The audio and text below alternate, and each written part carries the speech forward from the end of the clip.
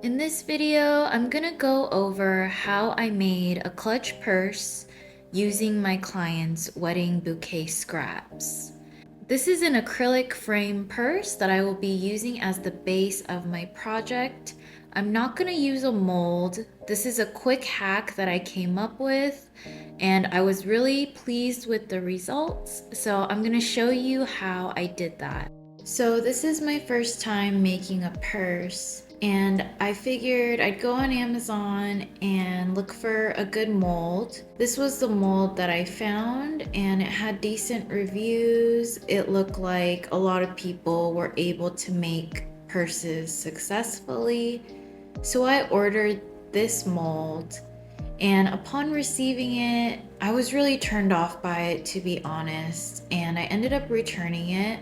The mold itself didn't look bad, it looked pretty strong, but it only came with one mold. I'd have to make each side separately. And on top of that, the hardware wasn't included. So I also bought the hardware from the same seller. And when I received that, I was really turned off because it just looked so cheap. And I ended up returning that too. In the end, I figured, okay, I have to get creative with this because I want it to look nice and I want it to be a simple process. So I bought this acrylic clutch to use as a frame, and I figured I could do the same thing that I do with my trays and pour into the acrylic as opposed to using a mold. So I ordered this clutch off of Amazon and I really liked how it looked. It was very clean and sturdy. And I also like that I don't have to worry if the hardware is going to stay on or not. So I ended up using this purse for my project. Before I start pouring, I'm going to use some masking tape and cover up all the gold hardware to make sure that I don't get any resin drips stuck on the hardware. And the nice thing about this purse is that the outer acrylic already has a plastic backing on it that I haven't removed. I just kept it on because that will help me with the resin drips as well, so I don't have to tape the acrylic itself. And this is just a regular blue painter's tape. There's nothing special about it.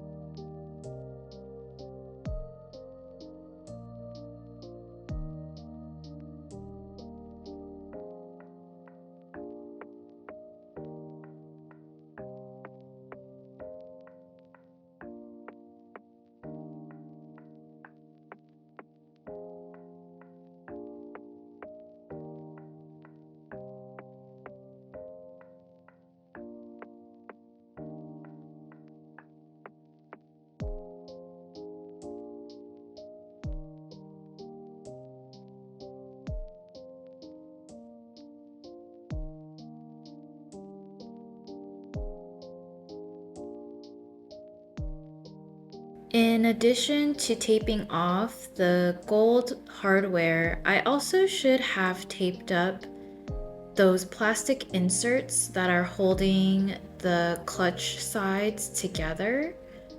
At the end of this video, you'll see that I had to do a little bit of cleanup with alcohol on those areas, so it turned out okay. But if I were to do this again, I would definitely tape up those plastic inserts. Now that I'm finished with my painter's tape, I have a long piece of packing tape that I'm using to tape that top panel to my table so that it stays open. And then I took a piece of packing tape and taped the bottom panel to the table as well. There's probably a better, smarter way to do this, but my goal here was to figure out a way for the clutch to remain open so that I can pour the resin and design my florals a little bit easier.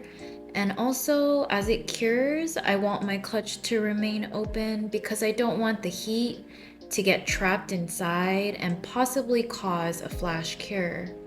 Now I'm gonna start mixing my resin. I have top coating resin and I'm mixing about 50 mils of hardener with 50 mils of resin to make up a total of 100 mils of mixed resin. This is Mass Epoxy Art Pro top coating resin. I'm using this resin instead of a deep casting resin because I don't want the inside of the clutch to be soft. Top coating resin cures a lot harder than casting resin does, and since objects are going to be placed inside of the purse, I do want the resin to be extra hard. My resin is all mixed up now, so I'm going to pour it into the acrylic and then spread it out so that it's even. And as I'm working with my resin, I'm trying my best not to get resin drips on the top panel or any of the walls of the acrylic or those plastic inserts. Now I'm gonna let my resin sit for about 20 minutes so the bubbles can rise to the top. I'm grabbing my heat gun and just popping those bubbles. And then I'm gonna start placing my leaves and my flower petals into the resin. These are the ones I will be working with, and you can see I've cut the petals so they look a little bit more petal shaped. They were very large and messy, so I just used some scissors to clean them up. And now I'm gonna start placing them in however I see fit. And I'm looking for petals and leaves that are on the flatter side, ones that aren't very curvy, because I do want to minimize the amount of resin that I'm using. So if any of my petals or leaves are very curvy and they stick out of the resin a lot, I'm gonna need more layers to submerge them. These leaves and flower petals are fully dry. Please make sure that whenever you're putting organic materials into resin that they don't have any moisture in them, because the moisture will react with the resin and cause them to discolor. These were dried in silica, and that's why they look relatively fresh in color and shape. I just wanted to make sure I mentioned that in case this is your first time. And I'm working with white rose petals and eucalyptus leaves because my client's bouquet was your typical wedding bouquet with mostly all white roses and different kinds of eucalyptus. But if I were doing this and I had my choice of flowers, I would go for flowers that were more colorful and on the flatter side, like hydrangeas or daisies.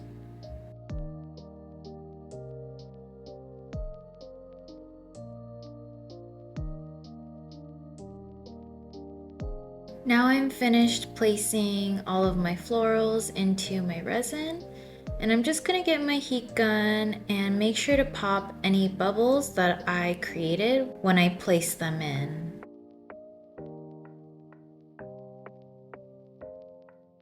Now this layer is complete and I'm gonna let it cure overnight. I'm here the next day and I'm gonna pour my second layer.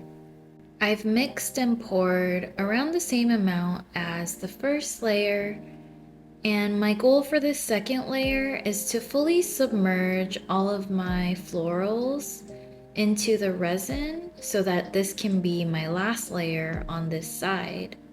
So I've used my spatula to even the resin out, waited 20 minutes for the bubbles to rise, and then popped my bubbles with a heat gun.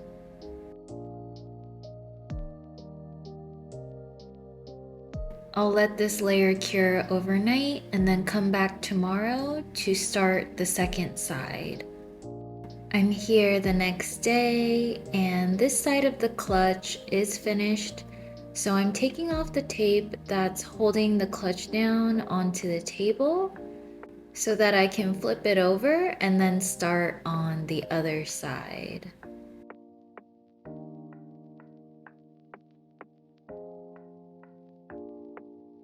And now I'm gonna use packing tape to tape the clutch down to the table, just like I did the first time.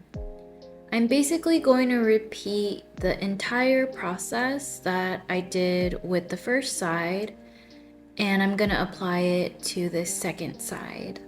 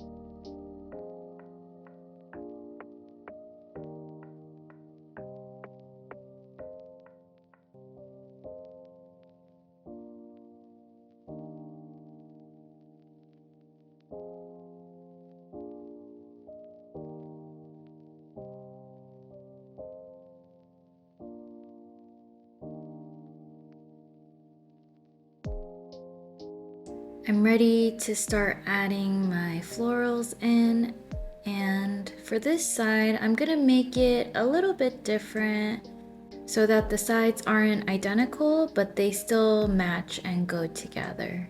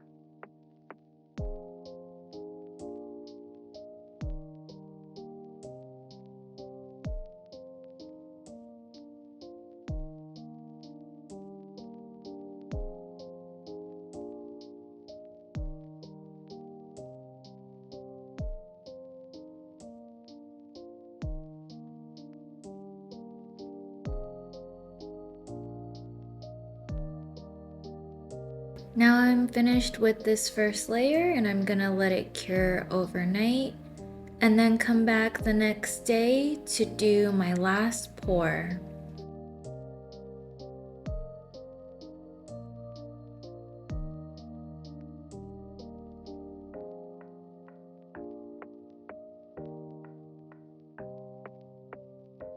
After this pour, I ran over the bubbles with my heat gun and then let the resin cure overnight. I'm here the next day and my clutch is pretty much finished. I have a paper towel with some alcohol on it. I have some adhesive residue that's stuck onto the plastic inserts and I'm gonna make sure I wipe that down really clean. I should have used a nicer packing tape when taping these sides down. I actually used a cheap packing tape. It's the kind that I use to package my shipping boxes, and that's why there's some adhesive residue there, but it's nothing that a little alcohol can't fix. Now I'm gonna remove all the painter's tape.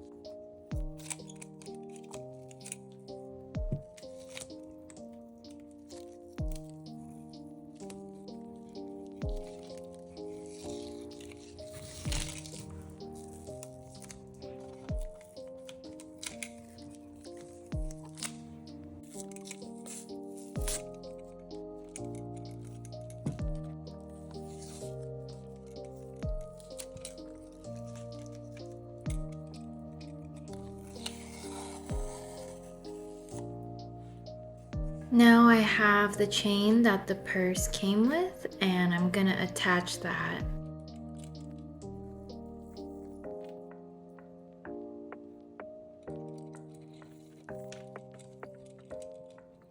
And finally, I'm gonna peel off the plastic backing that's covering up the acrylic.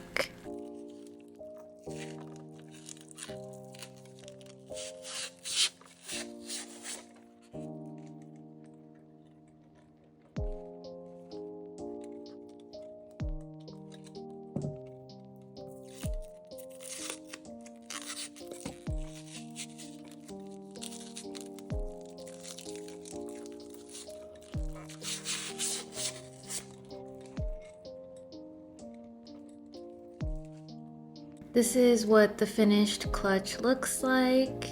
It looks really cool on the inside. I really love this idea my client came up with. Projects like these are my favorite. When somebody comes up with something and we both get really excited about it. And the crazy thing is, this only took me about 4 days to create. If I had used the mold for this project, it would have taken me much longer, and I don't think it would have come out this nice. So I'm glad that this hack worked out successfully, and I would definitely use this method again. And here's a final look at what the clutch looks like when it's worn. I think it's so unique and cute, considering that these are real sentimental flowers. So thank you for watching, and I hope you enjoyed this video, and I will see you again soon. Bye!